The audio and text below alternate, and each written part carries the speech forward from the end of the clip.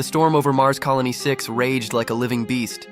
Red dust whipped against the dome, lightning arcing faintly in the thin sky. Inside the medical bay, Dr. Ezra Lin stared down at the trembling child on the gurney, an alien girl whose translucent skin shimmered like frost in sunlight. Her pulse was fading, her breath uneven. "She's crashing," shouted Nurse Havel. "We're losing her." Ezra's mind raced. The child, an Aurelian, had been brought in 3 hours ago after a mining cave-in near the northern ridges. She'd been exposed to a pressure differential and suffered massive internal damage. Her physiology was unlike any human's. Her blood was a crystalline, iridescent fluid that carried both oxygen and light through her system. He had tried everything in the xenomedicine database, but her unique biochemistry resisted all known transfusions. Her own mother, pale and regal, stood nearby, motionless. Ezra turned to her. "If I can't stabilize her hemoglobin equivalent, she won't last another hour." The alien woman's eyes, luminous with swirling silver, met his. "Human blood cannot save an Aurelian," she said softly. "We are not compatible." "Maybe not," Ezra replied, "but she's dying." "Compatibility's something I can engineer." He tapped commands into the console. "If I filter my plasma through the adaptive nanoforge, I can modify its protein chains to approximate her hemolymph matrix." "It's risky as hell, but do it," the woman said. He blinked. "You don't even know me." "I know you have a choice," she said. "And I know what it costs to hesitate." Ezra didn't hesitate. He drew his own blood, ran it through the resequencer, and watched as it turned from red to shimmering violet. Then he connected the line to the girl's arm. Minutes passed like lifetimes. Then the child's chest lifted more steadily. Her heartbeat stabilized. The monitors turned green. Ezra exhaled. "She's going to live!" The alien mother stepped forward, placing her 6-fingered hand over her daughter's. "You have done what no Aurelian healer could," she said. "You gave her your essence." Ezra chuckled tiredly. "Just doing my job." But the woman's gaze lingered on him, and something ancient and solemn moved in her expression. "You do not understand what you have done," she whispered. The child, whose name was Lyra, recovered quickly. Her laughter filled the sterile medical bay within days. The Aurelians, mysterious colonists from the moon Aereth, were a reclusive species who rarely interacted with humans beyond trade. Yet now one of them remained in his ward, and her mother visited daily. Her name was Sarah. She was tall, with skin like faint quartz, and eyes that seemed to hold galaxies.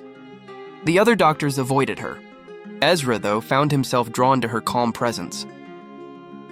One evening, as the colony lights dimmed to simulate dusk, Sarah approached him outside the bay.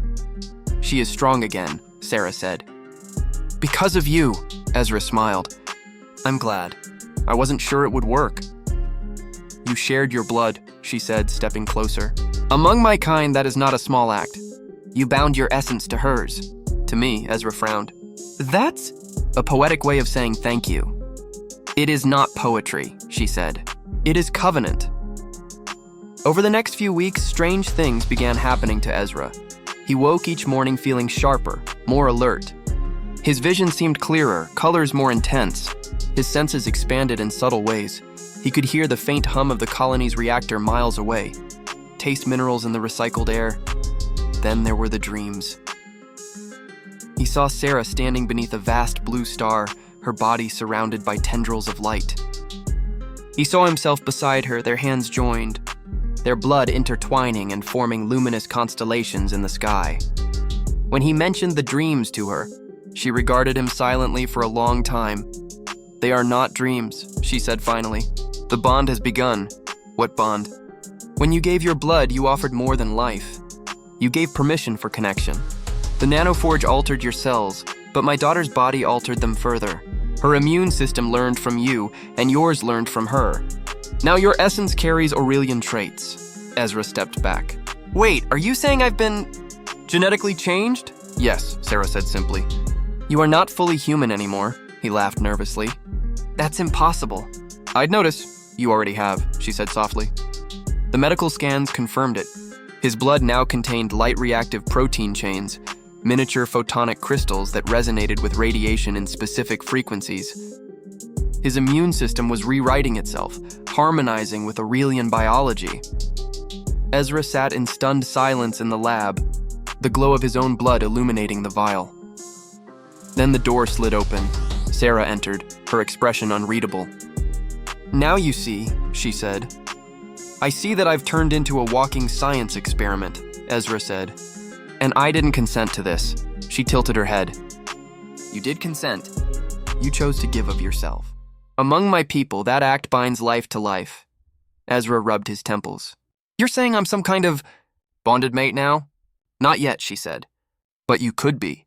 The bond is incomplete. My daughter carries half of it. I carry the other. And what happens if I don't complete it?" Sarah's silver eyes darkened. "Then the resonance between us will decay. You will weaken." "She will weaken. The bond will tear itself apart." Ezra stared at her. "You're telling me that unless I, what? Mate with you, I'll die?" "Not die," she said quietly. "Unravel." He tried to ignore it. For weeks, he buried himself in work, telling himself that the symptoms, the growing fatigue, the flickering of light beneath his skin, were just stress. But the pull towards Sarah grew unbearable. When she was near, he felt whole. When she left, he felt hollow. Finally, one night, he found her outside the colony dome, standing beneath the stars. The air was thin and cold, but she didn't seem to feel it.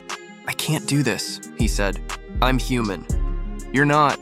Whatever this bond is, it's not natural."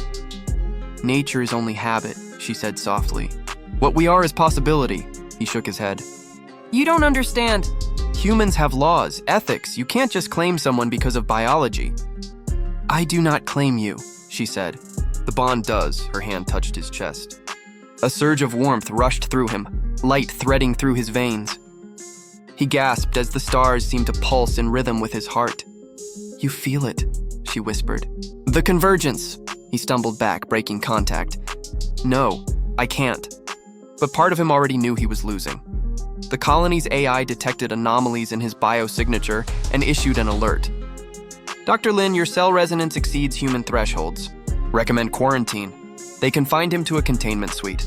He could feel the energy inside him building, his skin flickering with faint bioluminescence. Through the glass, Sarah watched.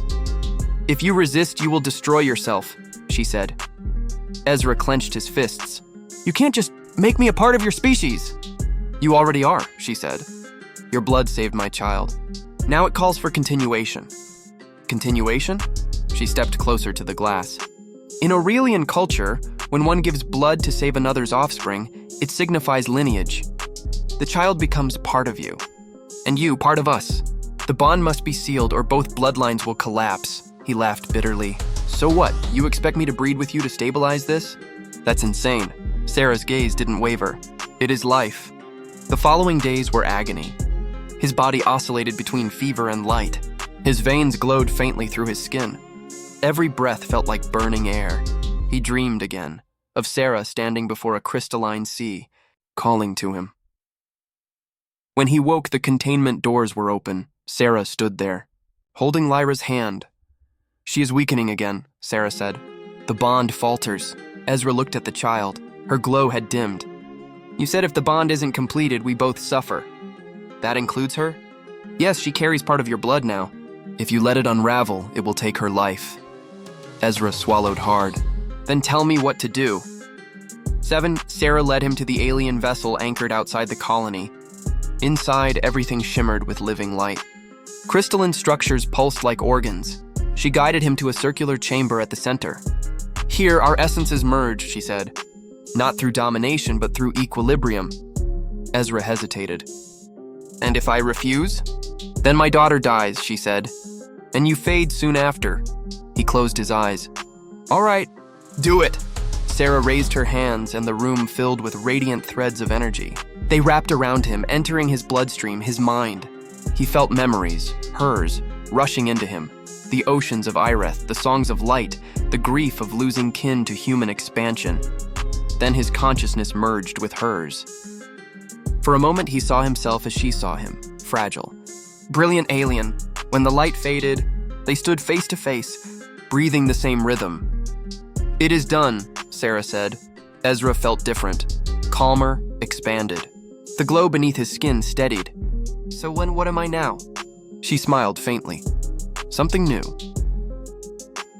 Months later, Mars Colony 6 recorded the first hybrid birth between species. Lyra played in the gardens, laughing with other children, her glow gentle now. Ezra's physiology had stabilized, half human, half Aurelian. He had become ambassador between worlds. Sometimes, at night, he stood beside Sarah on the dome's edge, watching the storm fade into crimson silence. "I never thought it would end like this," he said. "It has not ended," she replied. "It has begun." He looked at her, at the stars beyond. "You know, on Earth we have a saying, 'Blood is life.'" Sarah's silver eyes glowed softly. "Now you understand what it means."